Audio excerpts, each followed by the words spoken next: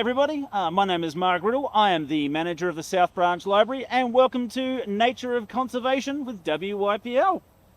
Good morning. Good morning. To start us off, can you please introduce yourself and tell us what is your role at the Overton Park Conservancy? Yes, I'm Melissa McMasters. I'm the Director of Communications. Been here almost since we started in 2012.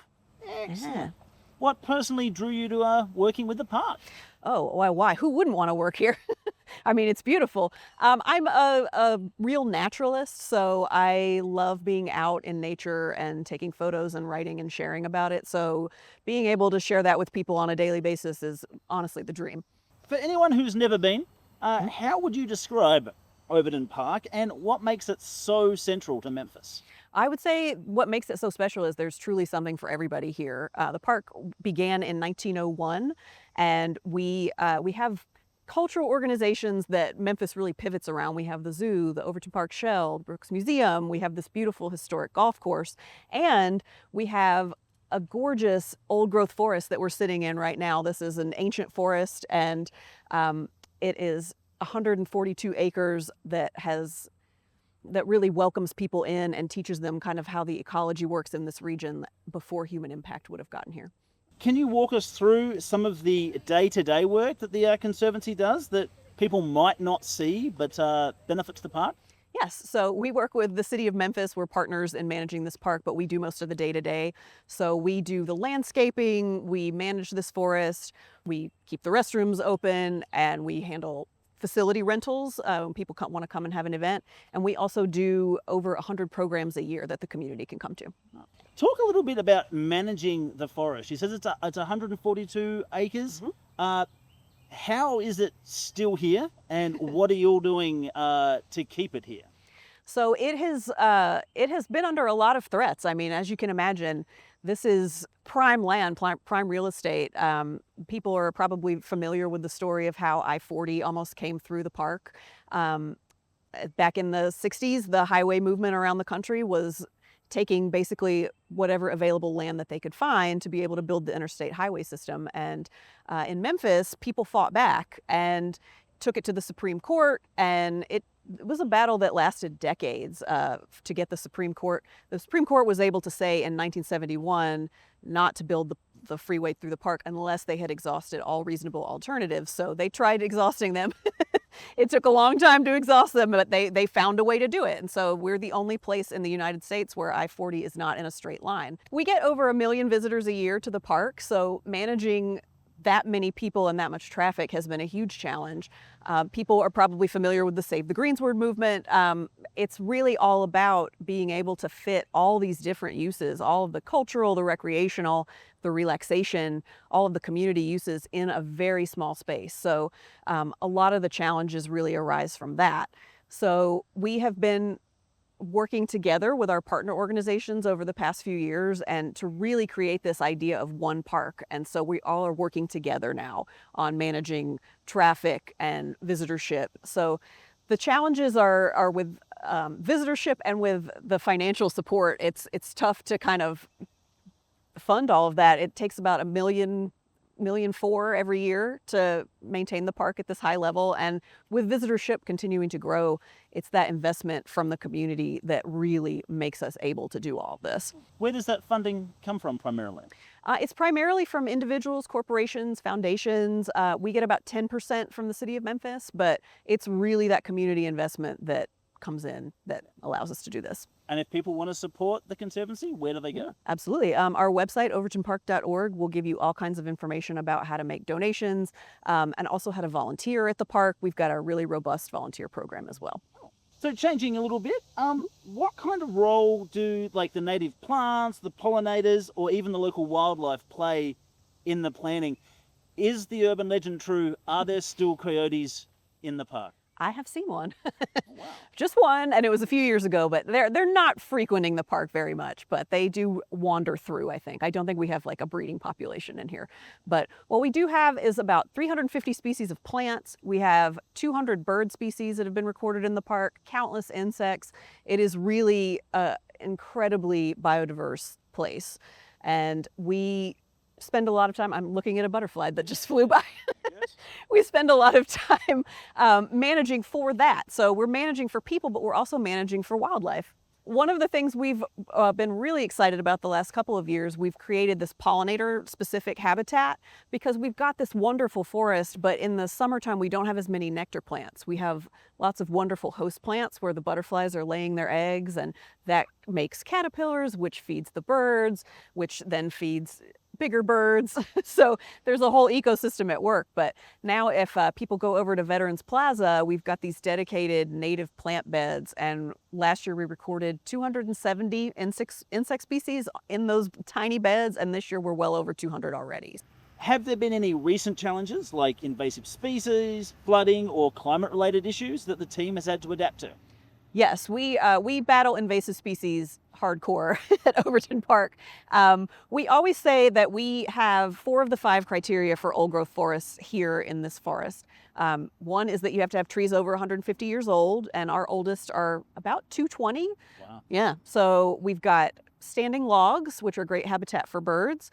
We've got logs that are left on the ground to decay, which is a whole ecosystem unto itself. It's beetles, it's fungi, it's all these things which help the forest to regenerate. And then we have pits and mounds. So when a big tree falls over, it leaves this depression, and that creates a place for water to go. So it's another whole way that things manage to grow up. The 5th criteria is that it's an old growth forest is not particularly touched by human hands. And that we can't say because we have tons of human impacts on this forest. And number 1 there is going to be the invasive species. So people who have brought these beautiful ornamental plants over to put in their gardens, those get the seeds dispersed and they come into this forest, whether that's by birds or wind or water.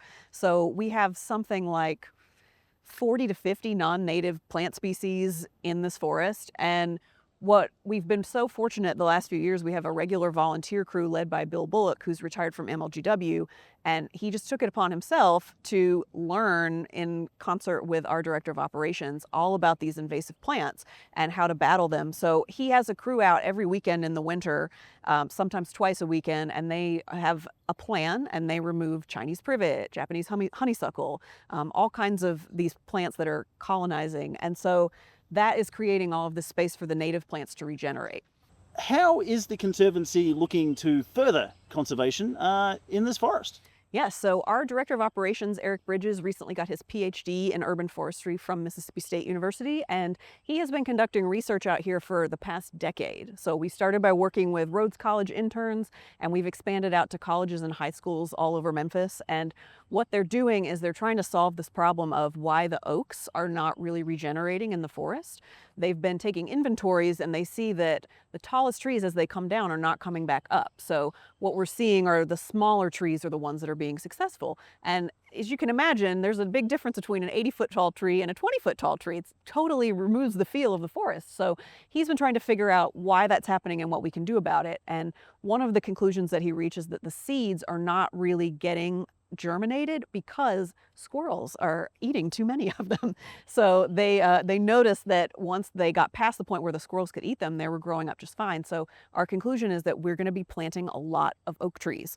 We're going to grow some seedlings and we're going to get them past the point where they want to be eaten and see what happens and really do a large planting plan to give those trees a fighting chance and kind of keep this forest with the character that it has. You spoke earlier about keeping it an old growth forest. That kind of man-made impact, that's going to limit the official classification? It won't limit the official classification. It's just kind of how we talk about it. Really, we are preserving kind of the seed stock of this old growth forest and keeping it to where the ecosystem functions the way that it has historically, because we know that we've come in here and we've made so much impact as humans, not always for the better. So we need some help. Like the density of the squirrels in this forest is probably not natural. They should be out in the open a little bit more, have more predators, and so they are just not caching as many acorns. They're finding them all because it's in such a small space.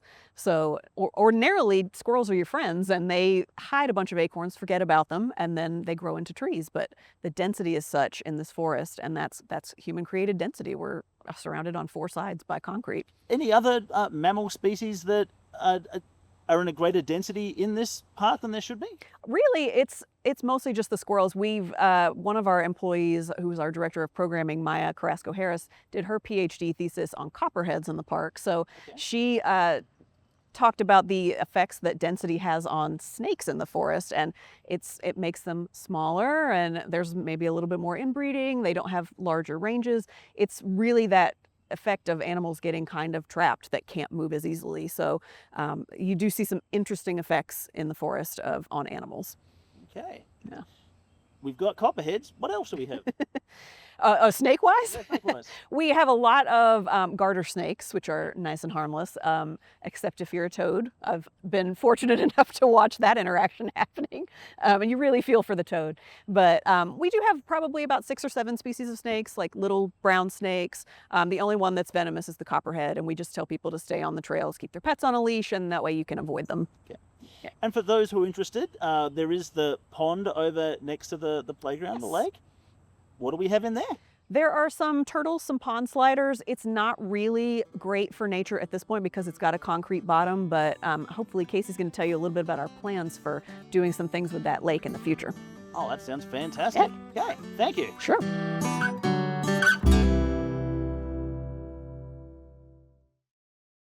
Welcome back to Natures of Conservation. Hi, can you please introduce yourself and tell us what your role is with the Overton Park Conservancy? Thank you, Mark. I am Casey Murley. I am the Executive Director here at Overton Park Conservancy. What personally drove you to work here in this wonderful place? Well, I grew up in Memphis. From here, I went to Christian Brothers University, and I left Memphis for about a decade. I was working in Tennessee was the first state to have free community and technical college. I was driving all over the state, promoting that work. And the whole time I missed Memphis. It was right around the time when Crosstown was opening. And I will never forget them displaying the sign that's on the garage, that yours, ours, where the Y blinks. And I just realized something's happening in Memphis. It was the grit and grind era with the Grizzlies. And I really wanted to be back here. And I had fallen in love with a guy who was here. And so I came back and got a call from the Conservancy, and I knew that I wanted to be somewhere working at an institution, somewhere with deep roots in the culture and history of the city. And here we are working with the literal roots. So, yeah.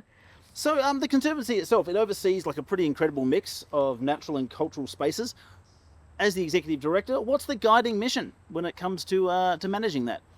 Well, I mean, our mission is to protect, preserve, and improve Overton Park. We have Overton Park's a unique kind of magical puzzle. So our sister kind of park organizations, Shelby Farms Park and Tom Lee Park, they, when you look at a map of their managed area, it's kind of, this is the sandbox to play in. Here at Overton Park, for the Conservancy, if you could help me come up with a better metaphor, for now, I say the park is like Swiss cheese and the Conservancy is the cheese. So you've got the Brooks Museum, the Overton Park Shell, the Metal Museum's on their way, the golf course, and of course the zoo. And so all of us kind of have a delicate dance that we play as partners together. The Conservancy managing the free and open spaces. So we're thinking about traffic flow and trash pickup, landscaping, security, and again, the free and open spaces, but being sensitive to our partners who their mission is to program and sell tickets. So it's an interesting balance when it comes to managing the park. What are we looking at in the future to manage the park? Well, it's a very exciting time for Overton Park. For one, right in front of us, next year, Memphis will celebrate the 125th anniversary of Overton Park. So the park was founded in 1901. So that's going to be an exciting thing for a lot of other anniversaries that are happening. Everyone, all of the park partners are kind of embarking on some construction improvement projects, capital projects. The zoo has some big plans. The Shell's making improvements. Of course, the Metal Museum is moving in. The future of the Brooks Museum is to be determined. But for the Conservancy, We've been working on the Overton Park Master Plan for many years now, designed very much with the public's input. And it's a series of improvements. We finished the golf course and the clubhouse renovation. Next, we're going to be looking at the East Parkway side of the park. So there's a playground over there, those iconic long picnic tables, and that pavilion over there is the oldest still standing structure in the park. So we'll renovate that area, not wholesale change, and then we'll move over to the heart of the park, which is where Rainbow Lake Playground is, the dog park, the lake, and we've got some exciting things there. And then this fall, we will open some new trails in the forest that is pretty exciting. So, I mean, how many trails are there already? What's the mileage of the trails all up? Oh, the mileage of the trails, 10 miles of trails, but we have many different types of trails. So like we're sitting on the paved trail, which used to, of course, allow cars to drive through. Then we have, this is the limestone loop. That's about a 1.5 mile trail through. And then we have the primitive trails that run throughout the forest. And so new trails, what are we looking at? Are they new primitive trails? Are they new paved? What are we going to see? So it's really exciting. It's part of the zoo parking solution. So the agreement that we came to with the zoo and with the mayor's office to end parking on the greensward. And so as part of that negotiation in exchange, the zoo is gifting back to the forest, to the public, to the Conservancy's management, the last swath of forest that had been fenced. So if you walk through right by the dog park, that iconic green tulip gate, that area to the left has been fenced for decades under the zoo's management. So that fence is coming down. We've built a new trail through there. It'll be a primitive trail, and we will do a ribbon cutting this fall with Congressman Cohen. He is the reason that we received federal funding to do all of that work. And then we hope to launch, kind of coinciding with that trail, a new therapy trail. So it'll be Tennessee's first certified therapy trail. What is a certified therapy trail? Tell us about that. Well, the idea is that, everyone comes out to the park for different reasons. And we like to think people come here to explore nature, to connect with each other, but to be their best selves. And one of the tenets of our programming is whole health. And so how do we take this kind of sanctuary, this forest, and encourage people to be intentional about how and why they might come out here, if it is for some type of escape, or we're all holding things and struggling. You walk into this forest, I mean, you can feel the temperature drops, your heart rate drops. And so this therapy trail would have some guided prompts to it that you could do alone or with someone. And we hope to partner with kind of mental health organizations around town to help us to program some guided walks, doing some nature journaling through their programming. So we'll see what comes. Could you speak on some of the partnerships and the programs that you'll offer, in particular for youth or underserved, our underserved communities? Sure. So we have heard from the public since the Conservancy was founded that they wanted more opportunities to engage with the park, activities to do for kids and families, frankly, more ways to engage with our incredible staff. I mean, you talked with Melissa. She's just a wealth of knowledge as it comes to this park, and our whole staff is that way. In 2023, the Assisi Foundation of Memphis gave us a grant that allowed us to formally launch environmental education programming. And so since then, I mean, we hosted, I think, 230 events last year, all different types of our programs managers, always testing different things, but everything is centered around 3 goals. One is ecophilia, so a curiosity about nature. The second is whole health, so physical, mental, spiritual health. And the third is self-expression. So whether that be through the arts or some other avenue, all of our programming is through that lens. So I mentioned we have nature journaling, We have something we call Science Cafe, where we bring in kind of a bunch of science nerds. They drink beer, they listen to a presentation. That's very fun. Every October, we do something called Nature Zen Month, and it's kind of a blitz of all of our programming, guided nature walks of different topics. We do a clubhouse Zen party where we bring in DJs doing house music, kind of that Zen vibe. We have a lot of different programming that we offer. All right. And if people are wanting to learn about this programming, where are they going to go? Well, overtonpark.org hosts the kind of master calendar for the Conservancy's programming and events, but also events that are happening at the Shell, at the Brooks Museum, the Metal Museum. And so all of those can be found on our website. What kind of feedback do you get from the public when it comes to the environmental aspects of the park? Are people engaged in the environmental side of this park? I think those who are engaged are incredibly engaged. Those who understand or have experienced the forest are very passionate about it. You mentioned partners. Some of our greatest partners, a group called Park Friends, they've been around for many decades before the Conservancy. They help us to maintain the trails, very passionate about this space. The folks who are kind of our greatest, longest supporters, donors of the Conservancy. I think they maybe have lived through the Supreme Court case and the interstate controversy or the Greensward controversy. Our greatest opportunity are those who have not experienced that magic of the old forest. So there's so many people in this city who you come to Overton Park for maybe one specific reason. Maybe it's to go to the zoo, or maybe it's to go to the Shell or the playground. But so many have not come into the forest. It's part of the reason that we commissioned these gateways there's several artistic gateways throughout the old forest, kind of welcome folks in. And we think about youth programming.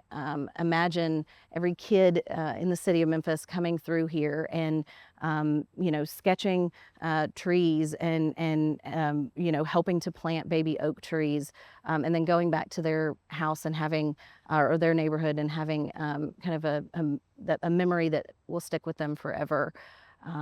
That's our greatest opportunity. There's so many folks in Memphis who might not have the means to travel to, a national park or, a very kind of vast natural area, but we have that right here in the middle of the city. Okay. What is your favorite place in the entire park? Well, I mean, my favorite thing to do is to bring my daughter and go through the loop, the Old Forest Loop, one of the trails, and come home and see all the little things that she's gathered in her pockets. Our girls go to school together. They do. It's kind of evidence of wonder and memory and learning. So that's my favorite thing to do. But my favorite spot is on the golf course. So the golf course kind of weaves through the forest, where it opens up on hole 3. I think it is. I'm not a golfer, but there's this magnificent magnolia tree. And I've done a lot of nature journaling and thinking under that tree. It's rained under that tree before, and I've sat there. It's just this kind of, feels like a spot you have to kind of know to get to. I guess folks will know now, but that's my favorite spot. Okay, so go for a walk through the forest and find the magnolia tree on hole 3. Or find your favorite spot. Or find your favorite spot. Can you please tell us about the relationship between the Conservancy and the city of Memphis? Sure. So I think that's one of the things that not everyone realizes is that, so this is a city park.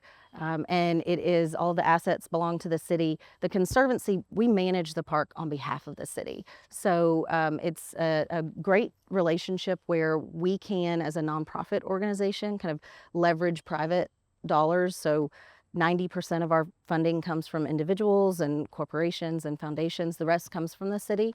So we work closely with the mayor's offices and the Parks Department to kind of learn from them and perhaps model best practices. This city's one of our greatest partners here. Love to hear it. Mhm. Thank you very much for watching Nature of Conservation. And remember that Park is a great place to read a book that you can get from Memphis Public Libraries.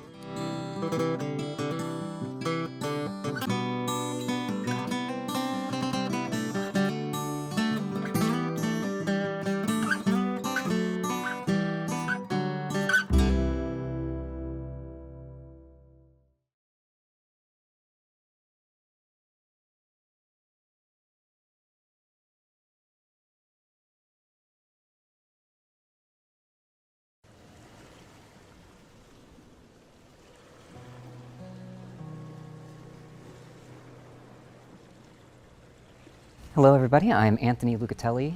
I'm here on the 3rd floor of the Benjamin L. Hook Central Library in front of our seed library. Started back in 2016 with the help of Grow Memphis, which then became Memphis Till, and the University of Tennessee Agriculture Extension Office and the Master Gardeners. We are funded by the Friends of the Library, and we provide seeds for your garden for free all year round whenever you want them.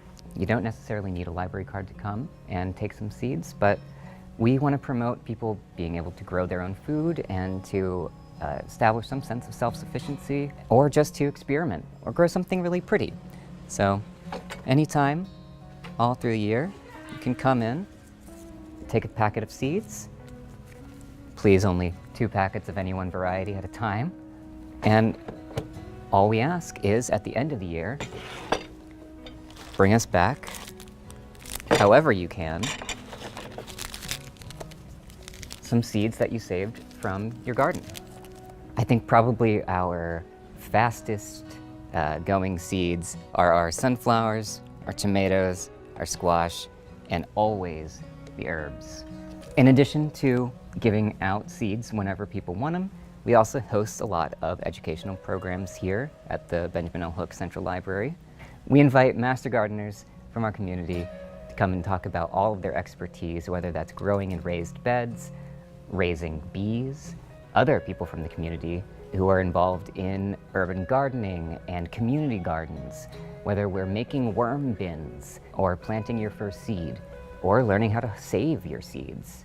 We host seed swaps once or twice a year, and we're always trying to bring people together to learn more about nature and ourselves.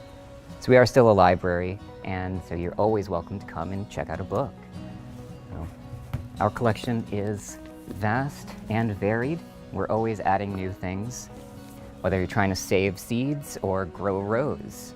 Many hundreds of books on these subjects, not just here, at all the branches as well. But in addition to that, we also always have resources here at the Seed Library.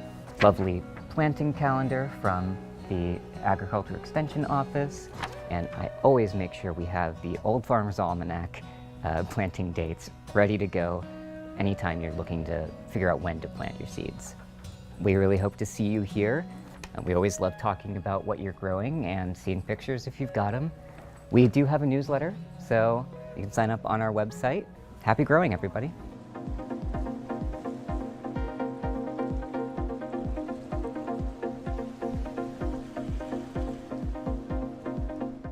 You're watching the Library Channel, a broadcast service of the Memphis Public Libraries and the City of Memphis.